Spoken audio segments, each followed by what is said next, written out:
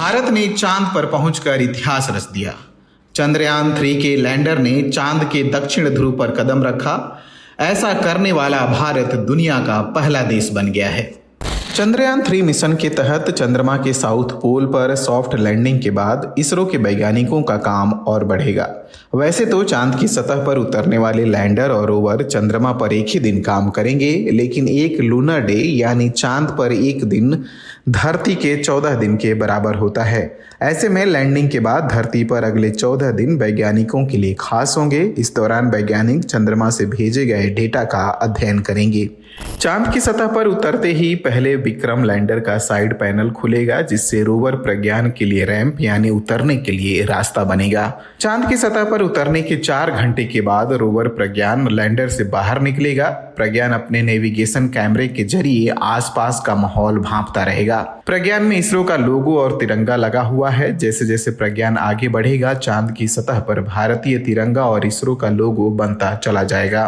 प्रज्ञान बाहर निकलते ही 1 सेंटीमीटर प्रति सेकंड की रफ्तार से चांद की सतह पर चलेगा। ये 6 पहियों वाला एक रोबोटिक व्हीकल है जो 500 मीटर तक के इलाके में चलकर पानी और वहां के वातावरण के बारे में जानकारी जुटाएगा।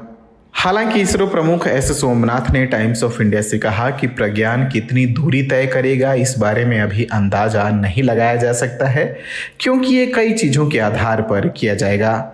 अंतरिक्ष यान अक्सर अपने साथ कुछ उपकरण ले जाते हैं जिन्हें पेलोड कहा जाता है। अंतरिक्ष में क्या हो रहा है उसका निरीक्षण और रिकॉर्ड करते हैं। फिर ये जानकारी वैज्ञानिकों के विश्लेषण और अध्ययन के लिए पृथ्वी पर भेजे जाते हैं। चांद पर उतरने वाले लैंडर और रोवर पर भी इस तरह के वैज्ञानिक उपकरण लगे हैं। सोलर पावर से चलने वाले लैंडर और रोवर चांद के बारे में अधिक से अधिक जानकारी जुटाएंगे। तो आखिर किस तरह की जानकारियां जुटाई जाएंगी? लैंडर और रोवर में लगे पेलोड चांद की सतह पर सूरज से आने वाले प्लाज्मा कणों के घनत्व, मात्रा और बदलाव की जांच करेंगे। चांद के सतह की गर्मी यानी तापमान की जांच करेंगे। साथ ही भूकंपीय गतिविधियों का पता लगाएंगे। इसके अलावा चांद के डायनेमिक्स को समझने की कोशिश करेंगे।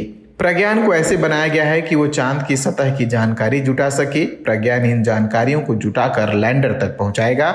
चांद की सतह का अध्ययन करने के लिए लैंडर के पास 2 हफ्तों का समय होगा। प्रज्ञान सिर्फ लैंडर से संवाद कर सकता है और ये लैंडर ही होगा जो धरती पर डाटा भेज रहा होगा। हालांकि इसरो का कहना है कि चंद्रयान-2 ऑर्बिटर का भी इस्तेमाल कम्युनिकेशन के लिए किया जा सकता है, क्योंकि चंद्रयान-2 के ऑर्बिटर ने लैंडर से सफलतापूर्वक संवाद किया था।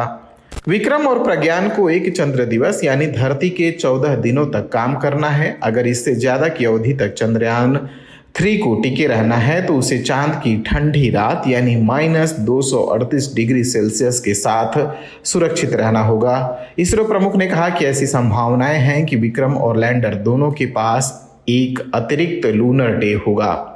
विज्ञान और प्रौद्योगिकी मंत्री जितेंद्र सिंह का कहना है कि हम चांद के दक्षिणी ध्रुव पर इसलिए उतरना चाहते हैं क्योंकि हम उन चीज़ों को खोजना चाहते हैं जो अब तक नहीं खोजी गई। हमें डार्क क्रेटर्स की जो तस्वीरें मिली हैं उससे ये लगता है कि वहाँ पानी है। अगर चंद्रयान-3 को चांद पर पानी होने के और साक्ष्य मिले तब वैज्ञानिक दृष्टि से नए रास्ते खुल सकते हैं।